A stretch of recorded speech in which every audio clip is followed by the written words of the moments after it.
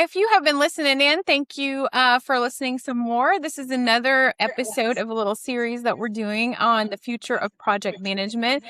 We have had the amazing and awesome opportunity to just pick the brains of some really incredible people. I'm here today with Mr. Benjamin Rebeske of Corbeau Tech and Dr. Tony Prensa, who is going to explain who he is and where he's from and what his expertise is. And thank you guys for being on with me. I appreciate you. I appreciate your time. And Dr. Tony, will you just tell us who you are and where you're from and how we know you? Yeah, thank you very much for having me today and this wonderful conversation.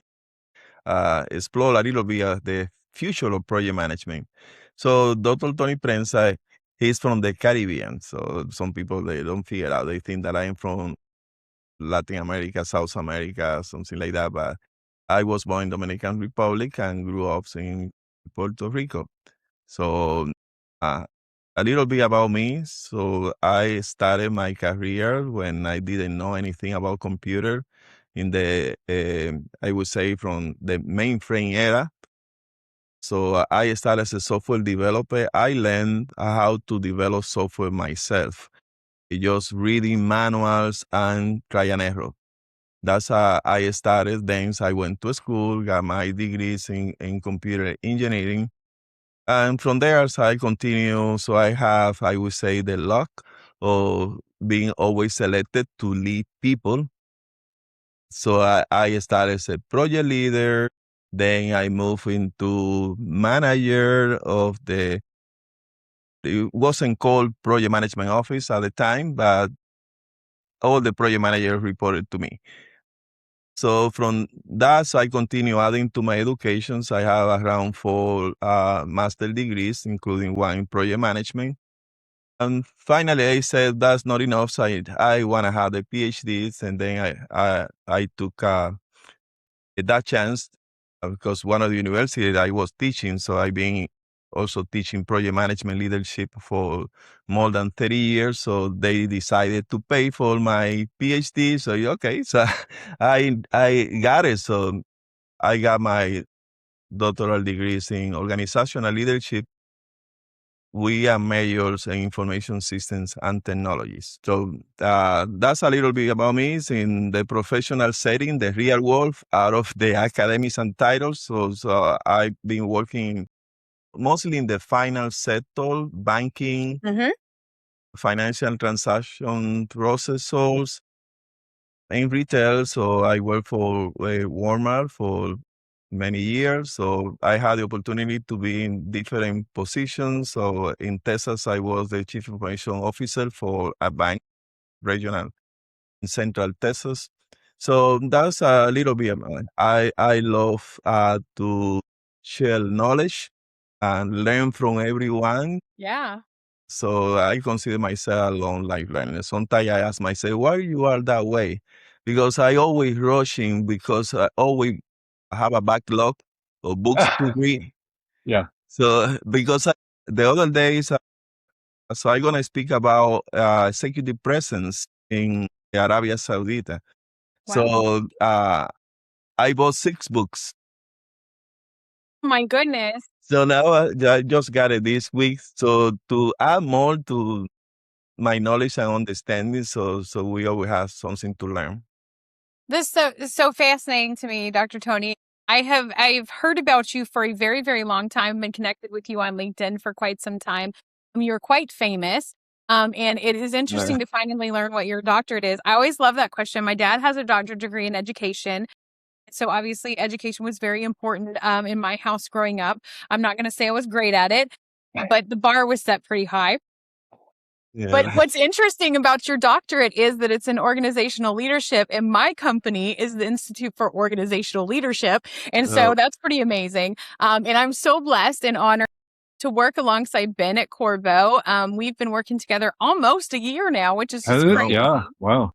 And so I am so blessed that I get to meet and have these conversations with people like you. You're so brilliant, and I've got to sit in on some things that you have taught, and they have just been incredible. And so I'm a huge fan, a little starstruck that we get to be together today, and just so grateful for you that you came on. So what we're going to do is I'm going to ask you guys a couple of questions. We're just going to go back and forth. And then Ben probably has some questions that he's thought of as well. And and if you have questions, ask us questions. I don't know that I can answer, but Ben can. I'll throw that. All right. So let's just throw a question out there. What do you think separates organizations that adapt well from those who struggle with disruption? And we'll give that one to you, Dr. Tony. Well, that's an easy answer. I think I'm some kind of philosopher too. The word or the else move constantly. So the organization that doesn't figure out that you can be static and you need to continue moving and scanning the environment to make sure that you are part of this ecosystem where you belong to. So that's I would say it's a great leadership skill to know how to scan the environment. So in PMI words, they call it enterprise environmental environment, so that you can see everything out of your house. So you need to see out there. That way you can react and really connect with the system that you support in your organization. Right. So I think it's more about when you say adaptability, is to have the flexibility to switch from one state to another state fast, because today Yeah. we don't have time to think. That's a very good answer. And I'm sure that Ben has something to go with that as well on the adapting, the struggle. I agree with that, Dr. Prensa. So, first of all, I also have a little bit of, I'm a little fan struck too. You and I have had a relationship now for probably about a year as well. And a good deal of what Corbeau does is founded in some of the principles, tenets, and teachings that you have. And that's no mistake, because I think they've got mileage and they've got traction. So, if someone knows what works, give them a chance, give it a listen, and give it a try. And we've had some great success. And this is one such thing, right? Being aware of environmental factors and being able to be nimble. My question to you, though, is, and we've been talking, Amanda and I, with other professionals in the PM space, in the PMO advisory space, Ethan Schwaber being one of them, for example, right? My question to you is, how does the size of the organization play into that situation? Would the answer be different for a small organization with a small PM team, or would it be the same, as big corporate? Would you change your answer for small company? Well, I work for the biggest bank in Puerto Rico, the Popular Group. I admire the founder of, no, he was the son of the founder, but he was the CEO. In all the leadership meetings, he was some kind of low-key person, but he was very smart. So he's a multimillionaire, so he should be smart to get. We would hope so. He always say to all the managers that it's a big bank. So he said, we need to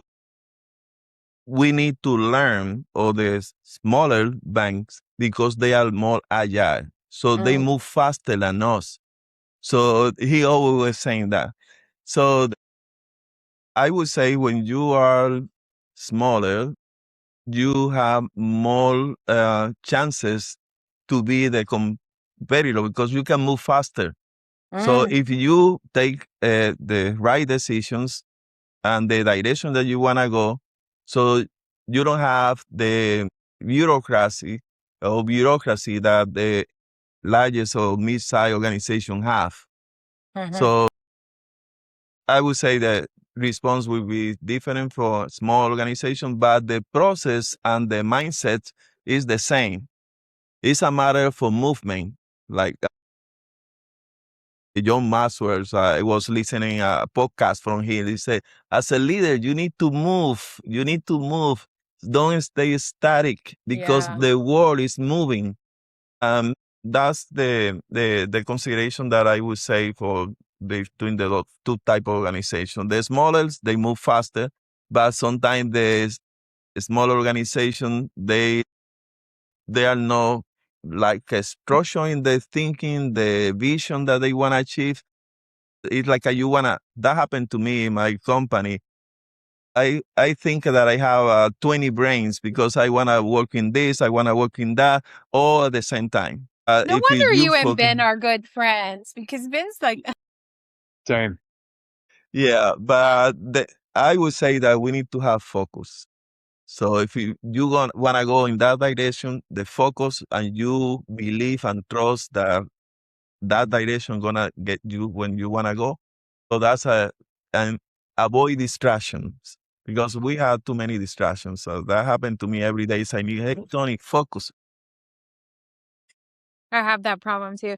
I love what Yeah. you said, though, that the smaller organizations have an advantage to an extent because we can move faster because there's less bureaucracy that we're trying to, appease and do all the things. And I think a lot of times in smaller organizations, we don't feel like that, right? We feel like we're just a little bitty fish in the pond and we can't do all the things that everybody else can. And it can be kind of debilitating sometimes. And you can kind of get in a mindset of fear. But that, what an encouraging statement that is, to know that, like, you're right. We have hurdles still, but not the same hurdles as big organizations that might have mass amounts of stakeholders or huge amounts of, high level staff that you got to go through this one and this one and that one and that one and have so many approvals. So thank you for saying that was an encouragement to me and hopefully to other people too. So let's take just a second. You guys have some pins on. Let's talk about that. What is that? Yeah, thank you, Ben, for wearing our ambassador badge. So we have an ambassador program in our project management office business practitioner leadership school. That I call it leadership school. It's not a workshop or credential. Um, so Ben is part of our team, and thank you for your support. Yeah, so you guys created this school, right? And people, and you can explain it better than I can, but people can go and get this credential, the PMO BP. And so tell us a little bit about that. How'd that come about, and how can people get involved in that? Yeah, so we have this program as researchers. I also part of the research group of the university that I teach.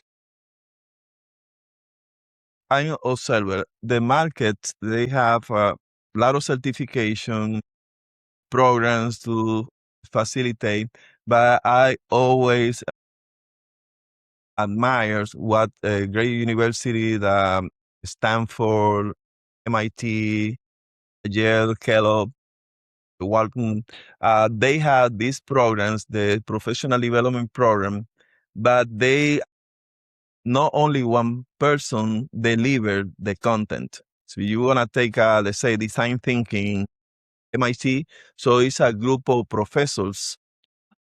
So I like that idea because I'm also in the academy. So instead of me delivering the content, so I created a group of experts that Ethan is part of the group. So he's one of the founders because he was one of the first person that I talk about this idea.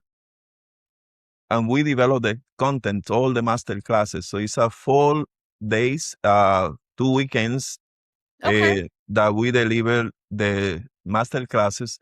And we are 7 facilitator expert in PMO, portfolio management, organizational change management.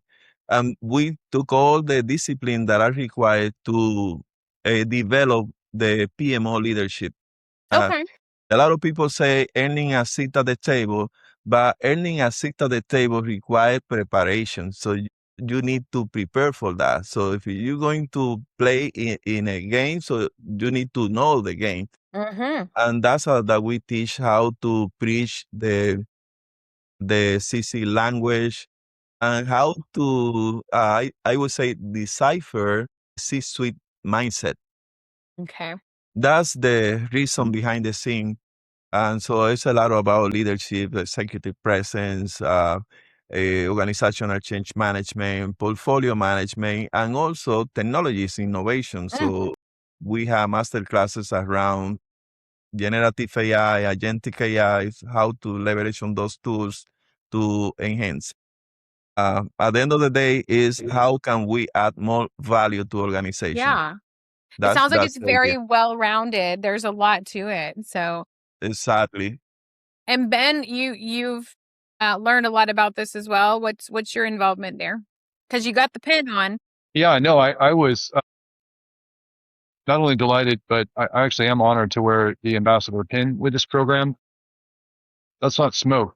There are institutions out there like PMI, IBA, and other professional organizations. Certainly PMI does have sort of a PMO credential. That's not what this is. Corbeau is an enterprise PMO implementer, right? We assure organizations' investment turns into project success, right? We all know how unsuccessful projects have been, right? Project managers get a bad rap. They're just glorified note takers. I spend millions of dollars on an ERP program and it's always twice over budget and 2 years late. Those things need to stop. And so Corbeau was founded to usher in a way of exercising project success practitioner methodologies that are tangible and, as we just talked about, very agile, building EPMOs that are agile. Obviously, we can't do that if we don't have the right talent on our roster. So one of the expectations of any Corbeau practitioner, any Corbeau professional that works with us on our EPMO implementations is that they understand and participate in the PMO BP learning activities, because it's more than just that sort of awareness certification that PMI has. Do I think that's a great cert? I do. Sure. But if I could choose a school that talks about excellence, application, adaptability, and most importantly, community, I think that's the big thing now. Everything's changing so quickly. What Tony, what you've built with and for us as ambassadors is, the leadership meetups where we come together and we really talk war games. Is this working in your PMO? What are you guys doing with your capital portfolio? Have you killed any projects? How did you manage that? We've been working very hard on not just teaching it, but living it, and becoming practitioners means being practitioners. Yeah. And so that's why Corbeau has taken this team up very, very seriously, so that our team members, our consultants, our employees not only speak the language, they live it. Exactly. Yeah, and it's incredible. And so if people want to know more about that, they can obviously reach out to you, Dr. Tony. If you don't know, if you're listening in, Ethan did another episode with us. And so you can also listen to that as well. We talked a little bit about that. We can also reach out to us at Corbeau and we can point you all in the right direction of who's who and what's what. So this year, we're going to finish this weekend the second cohort, because it's only 3 cohorts during the years. We have one in February, this one that is running now, ending next weekend, and the next one, the last one of the year, is in September. Okay. So it's a small group of people, cohorts, so we have full house. So we sold out. Well, I'm not surprised. Yeah, we can have more than 10 people because of the quality and Yes.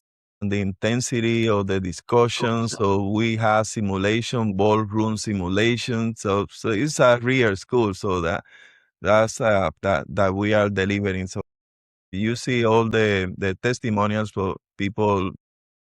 So in this one, in the first day, I have testimonial also one of the participants that he posted in the LinkedIn. In one day, I have my entire roadmap of my PMO with all the information that he got in the first session. So well, I have not had the honor of taking it yet, but I know several people who have that I'm connected with, and everyone speaks very highly of you and of the program. So I know it's got to be, especially since you're connected with Ben, I know it's got to be absolutely exceptional. I have no doubt. Tanya had that Yes. experience. Yeah, Tanya graduated for the programs and she took go. Yeah, that's fantastic. I hear it's very hard work. I hear you're a very strict teacher. No. No. Ben, let me ask you a question. How do you think that leaders can better in this environment that we're in now, this day and age, navigate fear and uncertainty while still helping people embrace that change is necessary and that we have to go through some changes? So I Well, think, yeah, I'll jump on that. So how do I get leaders to embrace Change. change? Change, if you will. And I think we have an opportunity that we've not had in the past. And of course, everyone's going to roll their eyes. Oh, Ben's going to talk about AI. And yes, I am. But I mean agentic AI. And it's a big building block on what Tony's purporting here with his program. And we do as well as practitioners. The reason why that helps us with change is we've discovered as consulting advisors, as both implementers and for PMOs and big transformational delivery programs, everyone thinks that project failure is defined by we're behind schedule, we're over budget, we didn't have enough people, we didn't have enough money or resources. And while those are very likely true, I would challenge the axiom that those were the cause, right? Those are probably a symptom of missed opportunities in strategy management and strategy and wisdom that comes from a good PMO organization. And that's what Tony, your program really teaches people to think that way strategically first, alignment of the portfolio. And that's where real change comes from, is taking the time to invest in the vision of where you want to take the organization. And then of course, finding a way as a practitioner to implement that such so that it aligns to your culture, your people, the motivation and the understanding of the team members in the project. But getting back to the triple constraint, I would argue, scope, schedule, money and resources, and even quality, those are sort of symptomatic to what we see worldwide when we talk about project failure versus project success. What I've learned with my colleagues as a delivery practitioner, and it took me a long time to figure it out, I feel like it was right in my face, is the power is in timely decision making. And this is where Tony's concept of agility comes in. Mm-hmm. We use AI to empower our team members, our project managers, our EPMO advisors, our strategy managers.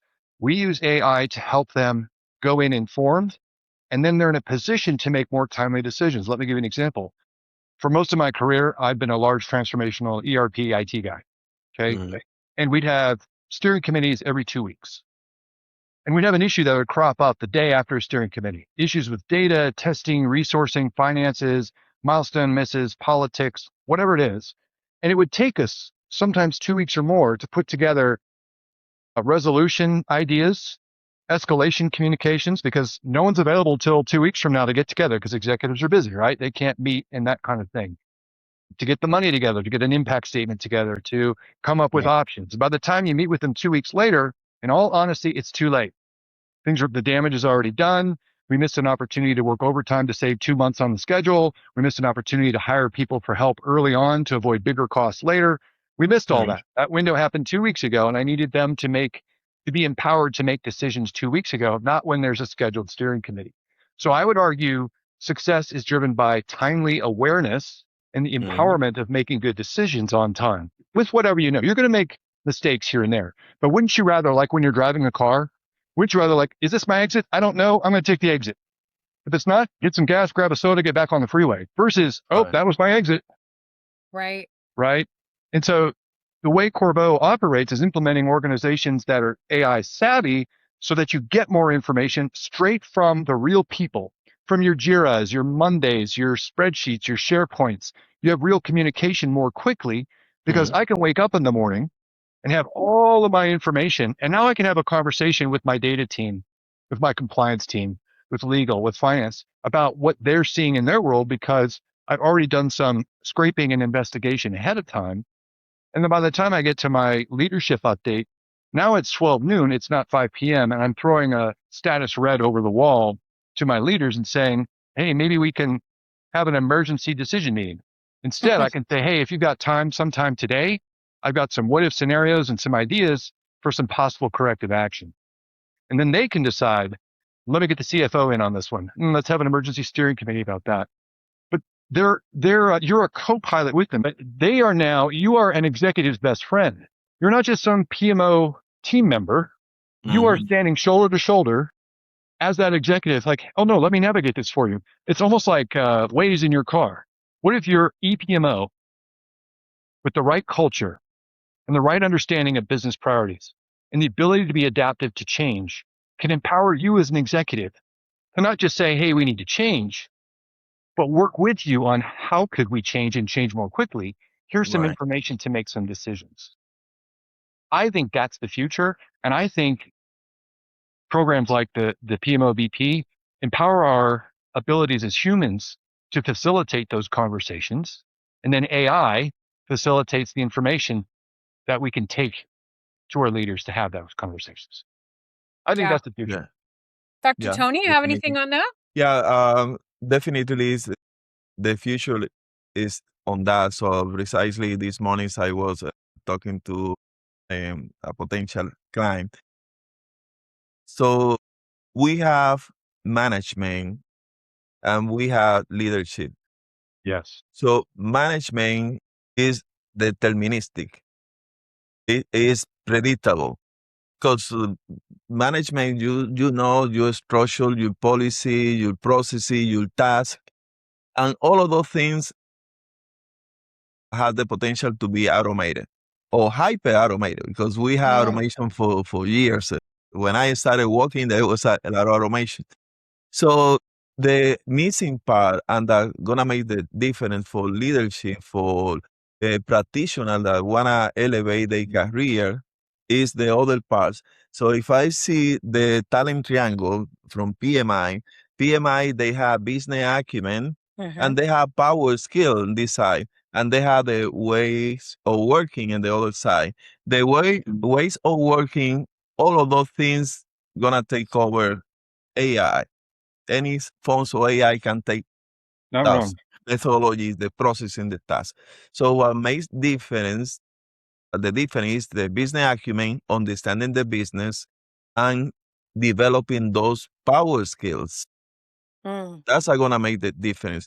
Now, any leader, if you want to be successful in the new world, on the world, so it's when you told me about the topic, so I was talking to myself. I took a chat GPT. So I said, people talk about the future, but the future is not the future anymore. The future is the present because the speed of the changes that happening is so fast that you don't have time to think about the future. So the future is there. So that happened with AI, with all the technology. So we getting more things that we can handle. So we can process it. So the people that are capable of adapting to that pace of changes. So you are living the future in the present. So that's a continue. It's like you can't sleep. You need to be 24 hours awake. No, you should definitely sleep. But I love what you're saying though, because I get a rare opportunity, like such a blessing to be able to talk to so many of you and learn from so many of you. And I do not take it lightly, but I love how you said that because I haven't heard it that way yet. Like that for those of us that have, been in the PMI kind of world of the triangle, the ways of working is AI now. And so I am super interested to hear Ben's take on that, but also just to reiterate that, that's why this PMO BP that you're doing is so important because you've got to learn these other skills and learn how to do them well. And it's not like that none of us know any of them, right? Because we do, but to sit there and intensively teach people these skills and even to just put it plainly like you did, that those ways of working, those are all now going to be automated. And so you've got to learn these other ways better. Interested in your thoughts on that, Ben? I hadn't heard that before. Thank you, Tony. I really, You're probably going to blow up the internet with that. Yeah. I think so. It's almost like way eyes of working. Anyway, the ways of working being, it's not that you couldn't learn the concept behind ways of working. And so it reminds me, Yeah. you're a professor, you get it, right? When I took math class, you had to learn algebra the old way before you learned differential equations and integrations or any of the shorthand techniques, right? The- You had to do the math the hard way. Making my brain. I still think we would want project practitioners to understand the why an AI is automating something the way the AI is automating it. Yes. So a simple example might be, role controls, right?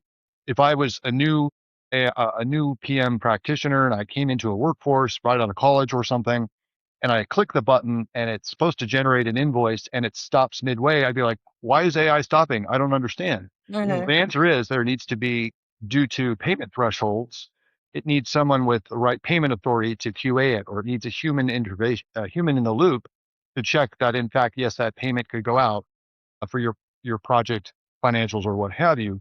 And so we may, as humans, see an automation in the future and be like, why is it built that way? And I think ways of working is about understanding the why, even Yeah. behind an automation. But I really agree with you. I think ways of working is changing from a mindset of how mechanically could I do this to instead, why mechanically am I doing that? If that makes sense. Right. You said you guys are talking about that in the school, right? You go through that as well as like the AI and the whys behind that and all that. So it's not that it's taken out of the equation as far as the triangle is concerned. It's just different. And we're having to shift and change. And like you said, Dr. Tony, it's now. It's not, 3 years from now or 5 years from now. We are in it, in the middle of it. And so that's very interesting. I had no doubt we were going to learn great things, but that's interesting take. Dr. Tony, I have a question for you. What leadership lesson do you wish someone had have taught you much earlier in your career? I would say thinking about the empathy, the capacity to trust other people that they are capable of contribute to um, what you can do. It is around the empathy, the emotional intelligence, and to respect for other professionals that they have the same. I would say that they are smart as you. That kind of things. When I started, I'm talking about the early 80s. I started in the late 70s, so I almost touched like a 6 decades. But we didn't have that kind of thing. It's like everybody was. So I am the expert. So I am the only one that need to take all the decisions. So nobody else. So that's I would say that I doing everything that I didn't want to see when I was working, when I was growing as a professional. So Great answer.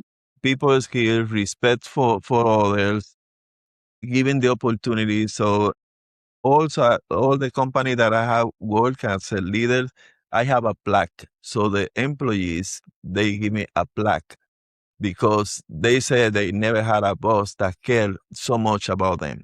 I believe that. So I believe that. yeah, I do. Yeah.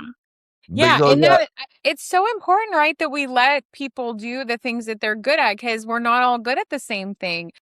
right. And so, yeah, that's a fantastic answer. And yeah, I have no doubt that I have no doubt you'll get another plaque too. Yeah.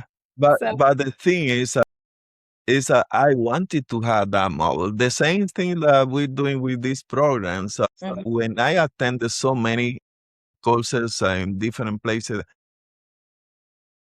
we are doing what I want to see other people doing. So when Mhm. I teach for my students, I was a student in many courses. So I say, I don't want to be like that professor. I want to be this professor.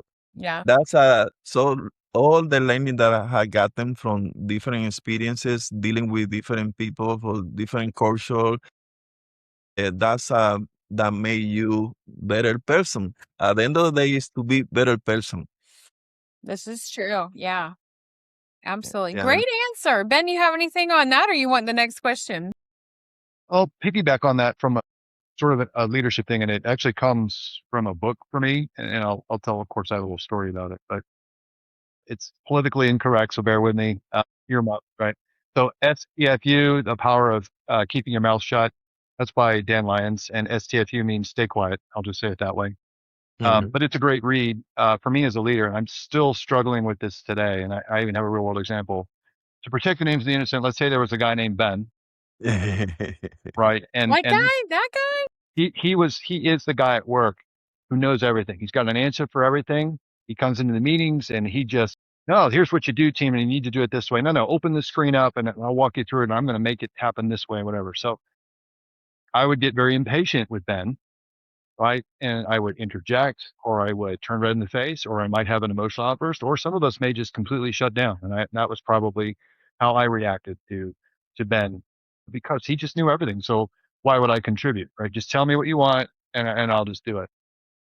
But what I learned about that is even with the people that we perceive as not a good fit or overbearing, I'm not saying that there isn't an opportunity to put up boundaries and work on that relationship in some way. And that's not what I'm saying.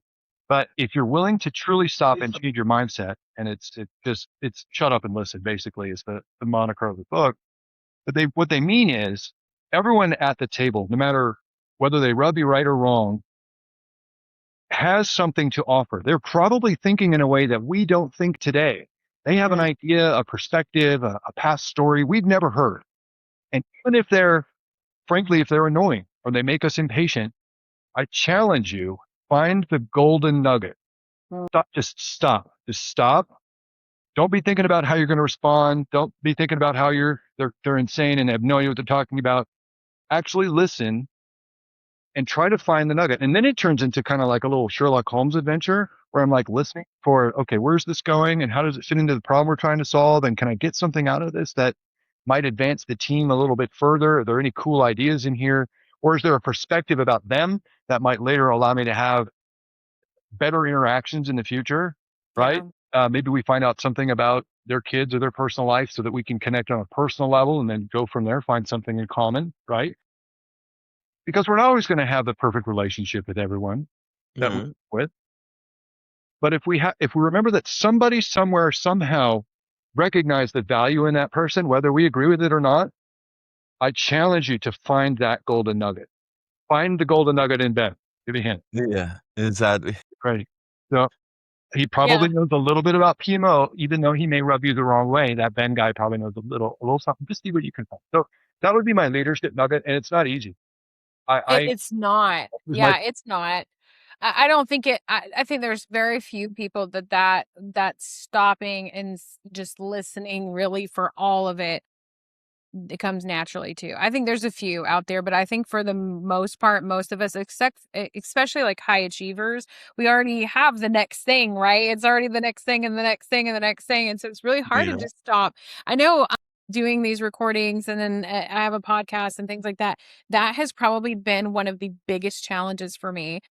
Because I work remote, primarily. I have a director of ops now who's in the office with me, but I've worked by myself for a really, really long time. And so I'm used to just listening to me.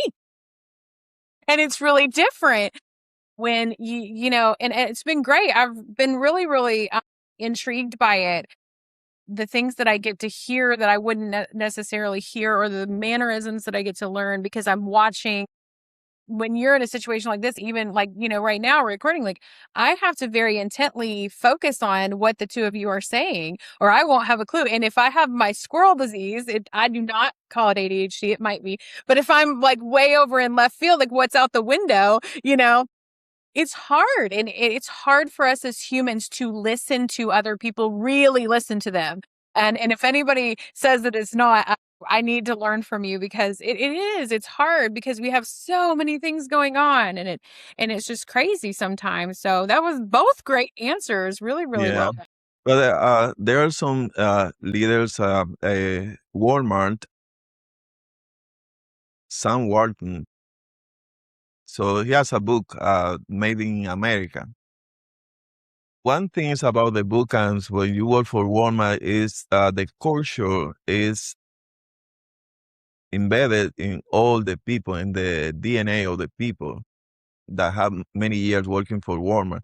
But he always saying to all his managers, stores managers, that listen to your people. And people say that he used to go to all the store and he spoke to the cleaners, to anyone. But he said in all the management meetings that he has. So he always said, listen, listen. They know more than you. They know more the customer. They are in the front of the businesses. So listening is a great skill. Yeah, I, I agree. It's difficult. Probably one of the more difficult skills, I think, for a lot of us. What is one leadership myth that you guys wish would just disappear? Either one of you can answer that. What do you think, Dr. Prensa? Leadership myth. I think so in general, leadership understand that people is really, because most of the company they said that people is our greatest asset, but they didn't walk the talk. But I think now people, yeah, they put in the people first and then the other things. That's how I see. Ben, you got anything on that one? Well, you know me, I like to do one that's controversial. And I don't know how much I believe in this. I'm just going to throw it out there. And I think the leadership myth is it's all leadership's fault. They made all the bad decisions. This project was a failure because they made bad decisions. We're having layoffs because the leaders don't know what they're doing. I would argue, challenge, this gets back to the STFU thing. If you pretend you were listening, what's the golden nugget? Is it really that simple to dismiss it and say, leadership doesn't know what they're doing, they make bad decisions, they cost people their jobs? Could that be the case? Absolutely. Sure. But I think that myth is a cop out, and because it takes away our sovereignty as practitioners and professionals, and it takes away our potency as someone who can make a difference. And we talked about the importance of making timely decisions. If I'm going to be an executive's best friend, already assuming or presuming that that person is going to mess things up or make decisions that cause harm or out of bounds or uninformed, well, then I have a responsibility the same way I would if I had a friend, a sibling, a child, a parent, to step in that investment of a relationship for the good of the company, the good of the project, the good of my peers, and be a part of owning where and how leadership makes key decisions. So I think the axiom I kind of get tired of a little bit is, well, leadership screwed it up and we all had layoffs. Okay, maybe. And to be fair, I've never negotiated capital acquisitions or tried to broker $100 million loans and lines of credit with bankers and investors. Okay, I could barely handle board meetings as it is. They're doing things. Could you and I do it, or could I be a part of that journey and try to understand what that life is like a little bit, and truly be an EPMO level advisor? I don't care if it's your first day out of school and you got a new job as a project admin or a project manager. Could you somehow learn how leaders operate or what they need and help with their success? Instead of saying, I got laid off, it's leadership's fault. Right. Or they moved me to a new department, or I don't like this job, they don't know what I'm capable of. Fair, that is fair. Is there anywhere in there that you could eke in your contribution, your sense of ownership? Yeah. Yeah, because I think any of us can do a good job from any position that we're in, right? Or we could do a really bad job at any position that we're in. So I agree. It's not quite fair to always just assume that it's leadership's fault. It can be a lot of different people's fault. And then I like what you said too, Dr. Tony, featuring back to Sam Walton. So we were talking before that you were here in Arkansas, where I am, but you were in the other side of the state at Walmart. And so how long were you there? I worked for 6 years. 6 years, yeah. So they're now, they just announced the other day they're making a big, huge like STEM college over there. Like they gave the mock-ups of what it's going to look like. It's going to be beautiful. It's very exciting for me because I have a 6-year-old son who is already smarter than me. And that would be something that he would be thrilled about. And so I thought that was really interesting. But you learned a lot from that. The origins of Walmart are not quite what we see today all the time, which I think is sad sometimes. But I know that they have some amazing, incredible people, and they have a really, really good foundation of what it means to manage and to lead, and to Right. listen to the people. And I think that really is so important. We have so much to learn from that. You both answered a question I was going to ask already, about what book had a lasting impact on you. So unless you have another one, you're allowed to say two if you want. But you both kind of already answered that.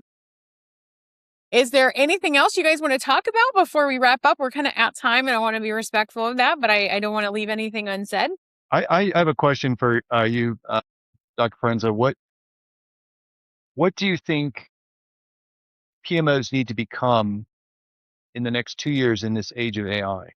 Right? We all get scared about job loss and people thinking they don't need project managers anymore and all of that. What is your vision? Where do you think the future where do we need to go to meet the future in regards to establishing successful PMOs? Or is it a PMO? Is it something else? Right.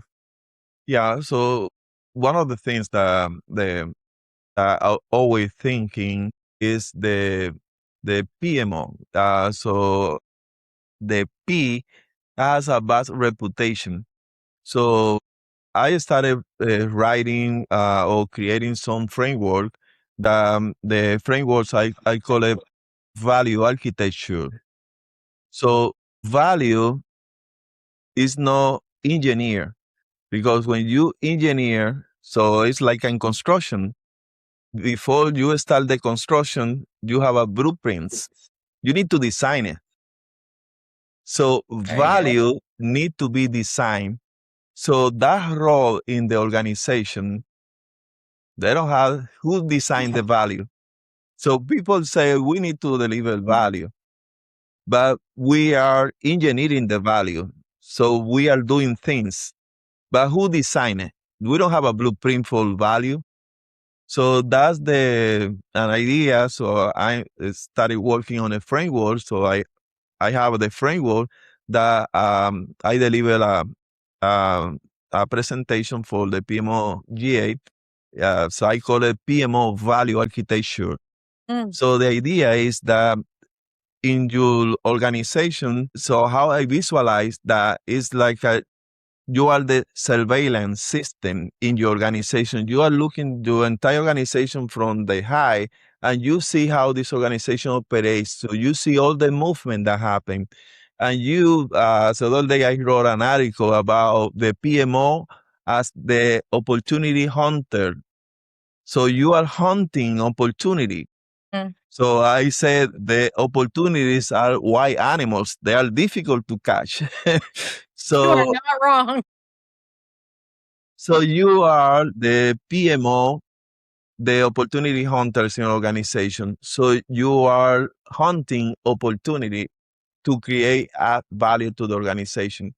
But taking away the P, so I'm going more into the role of value architect. So that's what I'm looking eventually. So I think that my next book gonna be around that topic. So I had that so I just published my book that is out now that I call it PNSA.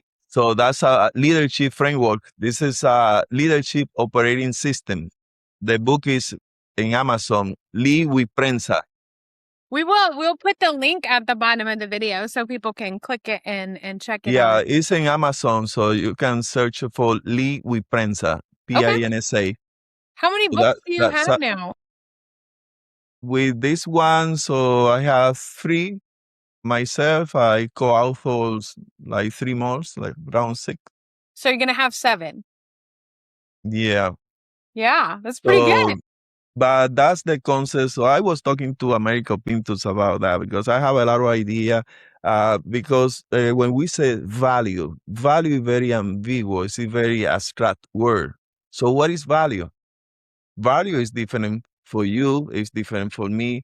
So I trying to create a system, value point system. So I explain it to America because that way we operationalize the concepts and be more tangible. So how many points this initiative has? 70. But each point is related to US dollars. So if I have 70 points, it's like in Agile. So we have story points. So the same values. How can we assign points? So I come up with, let's say, 40 data points. So I creating a model using GPT to give me the calculation.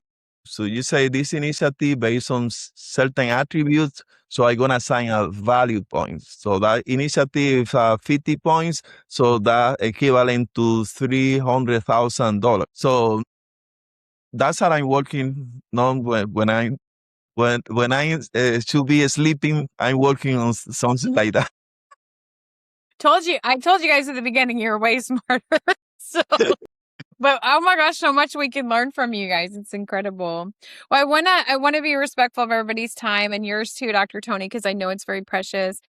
Thank you so much for coming on. Ben, I'm sorry, did you have anything else before we wrap? How could I top the future of value? No, absolutely not. Yeah. I know. I feel like that's a great place to, yeah. And Dr. Tony, we'll put your stuff down here. So anybody who's listening, hopefully will come and contact you. You're on LinkedIn and you have other ways to connect with you and purchase your books. And of course, please connect with Ben on LinkedIn as well, Benjamin Rebeske with Corbeau Tech and all of that and all of the wonderful people that we get to collaborate with. And so I appreciate you being on with us today. Ben, thank you too for your time.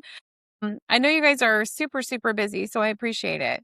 Yeah, thank you very much for having me here, and Ben. Nice to see you again.